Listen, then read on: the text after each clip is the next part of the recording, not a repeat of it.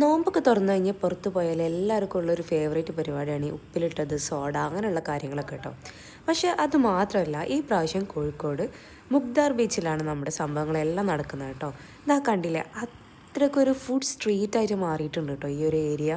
നമ്മൾ നോർമൽ ബീച്ചിനേക്കാളും ഇപ്പോൾ എനിക്ക് തോന്നുന്നു കൂടുതൽ ആൾക്കാർ ഇവിടെ തന്നെയാണ് പോകുന്നതെന്നാണ്.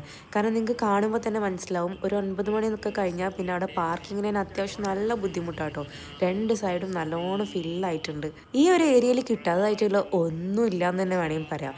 നാടനായാലും ഫോറിൻ ഐറ്റംസ് ആയാലും എല്ലാം ഇതുപോലെ ചെറിയ ചെറിയ സ്റ്റോൾസ് ആയിട്ടുണ്ട് കേട്ടോ. അങ്ങനെ ഒരുവിധപ്പെട്ട എല്ലാ ഐറ്റംസും ഒന്ന് ട്രൈ ചെയ്ത് നോക്കാമെന്ന് കരുതിയിട്ടാണ് നമ്മൾ ഈ ഒരു മുഗ്ദാർ ബീച്ചിലെത്തിയത് കേട്ടോ. നോമ്പ് തുറന്നതിന് ശേഷം നമ്മൾ മിഠായി തെരുവിൽ കുറേ സമയം അലഞ്ഞതുകൊണ്ട് തന്നെ നല്ല ദാഹം ഉണ്ടായിരുന്നു. അപ്പോൾ ആദ്യം എന്തെങ്കിലും ഡ്രിങ്ക്സ് ഒന്ന് തുടങ്ങാമെന്ന് കരുതി. അപ്പോഴാണ് ഇവിടെ നല്ല നാടൻ മോരൊക്കെ കണ്ടത് കേട്ടോ.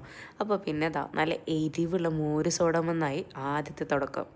അങ്ങനെ മോര് സോഡൊക്കെ കുടിച്ചു കഴിഞ്ഞാൽ അതിൻ്റെ തൊട്ടടുത്ത് റുക്കിയാസ് എന്ന് പറയുന്നത് ചെറിയൊരു ഹോട്ടലുണ്ട് കേട്ടോ. ഇവിടെ ഉള്ളതെല്ലാം കുഞ്ഞു കുഞ്ഞു സ്പേസസ് ആണെന്നുണ്ടെങ്കിലും നല്ല അടിപൊളി ആംബിയൻസും കാര്യങ്ങളൊക്കെ ഉള്ള ഏരിയാസും ഉണ്ട് കേട്ടോ. അങ്ങനെ അവിടെ നിന്ന് പിന്നെ നമ്മൾ ഓർഡർ ആക്കിയത് പത്തിരി, ബീഫ്, ചിക്കന്, പൊറോട്ട, അതുപോലെ തന്നെ ഇറച്ചി, പൂള അങ്ങനെയുള്ള ഐറ്റംസൊക്കെ ആണ്. പിന്നെ ഒട്ടും വൈകില്ല, അതൊക്കെ അകത്താക്കി കേട്ടോ. ഇത് കഴിച്ചപ്പോൾ വയറ് ഏതാണ്ട് ഫില്ലായ പോലെ ആയി തോന്നിയെന്നുണ്ടെങ്കിലും പിന്നെ ഇതാ കണ്ടില്ലേ, എന്താല്ലേ തിരക്ക്. ഇനിയും നിരന്ന് കിടക്കാണ് സ്റ്റോൾസ്. എല്ലായിടത്തൊന്നും കയറി ഇറങ്ങണ്ടേന്ന് കരുതിയിട്ട് അങ്ങനെ നടന്നു കേട്ടോ. അങ്ങനെ ഒരുപാട് ഐറ്റംസ് ഉണ്ട് കേട്ടോ. നമുക്ക് അറബിക്കായാലും ഇതാ കണ്ടില്ലേ, ലുക്കൈമത്തും ഉമ്മാലി എല്ലാം ഉണ്ട് കേട്ടോ. പിന്നെ അതാ അവിടെ നമ്മളെ ഹൈദരാബാദി ഹലീമുണ്ട്.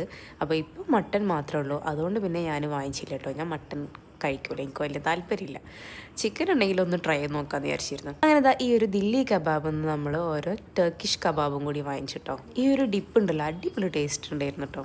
അങ്ങനെ അതും കഴിഞ്ഞു. പിന്നെയും ഒരുപാട് ഏരിയാസ് കാണാനുണ്ട്. പക്ഷേ ഈ കുട്ടികൾ രണ്ടാളും ഭയങ്കര കരച്ചിലും പേച്ചിലും ഉറക്കമൊക്കെ വന്നിട്ട് അങ്ങനെ പിന്നെ നമുക്ക് തിരിച്ചു പോകാൻ പറഞ്ഞിട്ട് തിരിച്ചിങ്ങനെ നടക്കുമായിരുന്നു കേട്ടോ.